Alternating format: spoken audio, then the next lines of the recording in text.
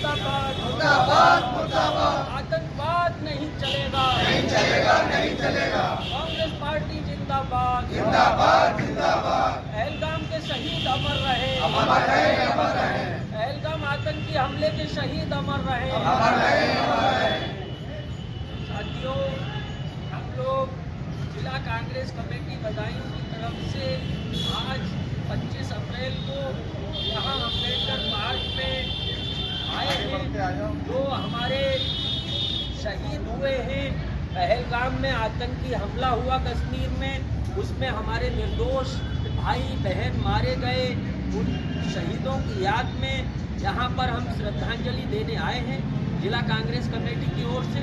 और हम लोग इस बात का ऐलान करते हैं कि ये जो कायराना हरकत हुई है, हमारे जो निहत्थे निर्दोष नागरिकों का कत्लेआम हुआ है, ये देश बर्दाश्त नहीं करेगा।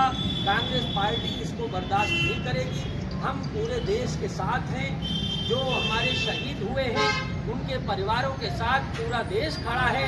कांग्रेस पार्टी का एक एक कार्यकर्ता शहीदों के परिवार के साथ खड़ा है। हम उनके दुख में शामिल हैं और हम ये कहना चाहते हैं भारत सरकार से कि देश में आतंकवाद के खिलाफ एक पूरी पुरजोर कार्यवाही होनी चाहिए। कश्मीर के अंदर 370 धारा हटा दी गई। ये कहा गया कि 370 हटाने से आतंकवाद खत्म हो जाएगा, लेकिन आप देख सकते हैं कि आतंकवाद खत्म नहीं हो रहा है। तो ये जो योजना है, ये जो नीति है आतंकवाद के खिलाफ, इसकी फिर से समीक्षा होनी चाहिए। और हमारा ये कहना है कि कश्मीर में, पूरे देश में जो आतंकवाद है, आतंकी घटनाएं हैं, उनकी पुनरावृत्ति न हो, इस तरह की कार्यवाही जो हमारी भारत सरकार है उसको करनी होगी।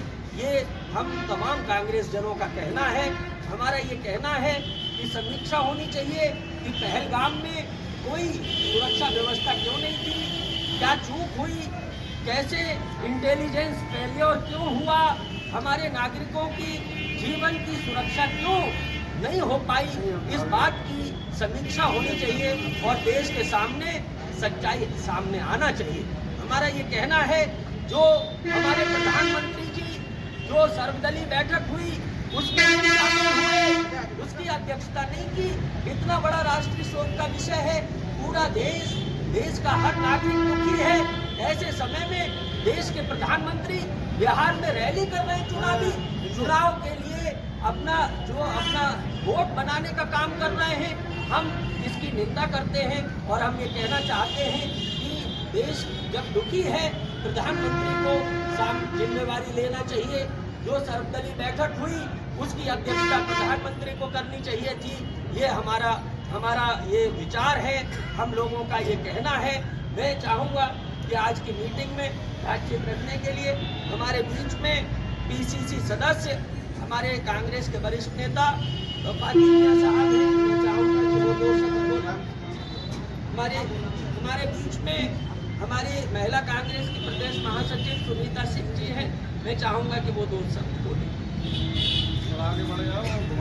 सम्मानित साथियों, हम सब यहाँ पहलगाम में जो शहीद हुए उनको श्रद्धांजलि देने के लिए इकट्ठे हुए हैं।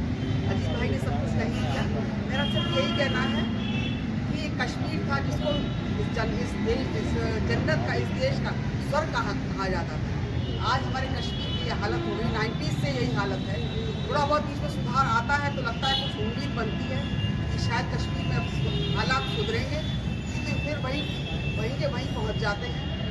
अभी थोड़ा लगने लगा था कि कश्मीर में टूरिस्ट भी जाने लगे थे और वहाँ की जो लोग हैं, वहाँ के बासिंदे हैं, उनको भी खुशी थी कि उनको कारोबार मिल रहा था, उनको कार्य मिल रहा था, उनकी इनकम बढ़ रही थी।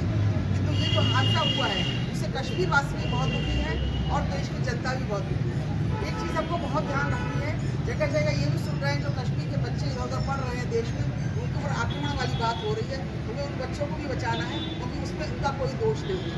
ये पाकिस्तान से भेजे हुए आतंकवादी हैं जो शायद हो सकता है सरकार को पकड़े, और कुछ तो पाकिस्तान में बंदिशें लगाई गई हैं, किंतु अभी भी कठोर कार्रवाई की ज़रूरत है। कि हमेशा के लिए एक बार ऐसी कार्रवाई हो जानी चाहिए कि पाकिस्तान की जो नापाक हरकतें करता है, ये हरकतें उसकी हमेशा के लिए बंद हो जाएँ। और सबसे बड़ी बात यह है, अभी हिंदू मुस्लिम जो बीजेपी चला रही है उससे से को हिंदू मुस्लिम की तरफ नहीं मोड़ने देना है। हमें इस देश को बचाकर रखना है, एकता के लिए एकता बनाकर रखनी है और हमें इस देश में मुस्लिमों पर कोई आक्रमण नहीं हो और हिंदुओं की इसको धर्म और जाति में ना बांटकर एक देश पर आक्रमण है ऐसा सोचा जाए। इसी के साथ मैं अपनी शब्द समाप्त करता हूँ। हमारे बीच